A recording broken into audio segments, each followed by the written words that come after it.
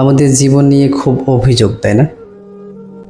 মনে হয় যে ভালো বাড়ি, দামি গাড়ি, অট্টালিকা, রাজপ্রাসাদ, ধন সম্পত্তি সব থাকলেই হয়তো আমরা ভালো থাকতাম, তাই না?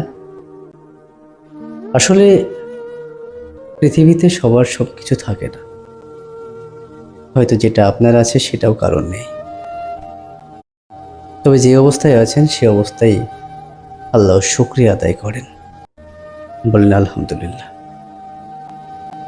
আপনি সবসময় আপনার উপরের দিকে দেখবেন না, আপনার নিচের দিকে তাকান যে আপনার সমানটাও কারণ নেই। কেউ আপনার জায়গায় পৌঁছানোর জন্য দিনের পর দিন লড়াই করে চলেছে। তখন আপনাকে আর আপনার খারাপ লাগবে না, অযোগ্য মনে হবে না, মনে হবে আল্লাহর দেওয়া শ্রেষ্ঠ উপহার আপনি, সবই আল্লাহ আপনাকে দিয়েছে।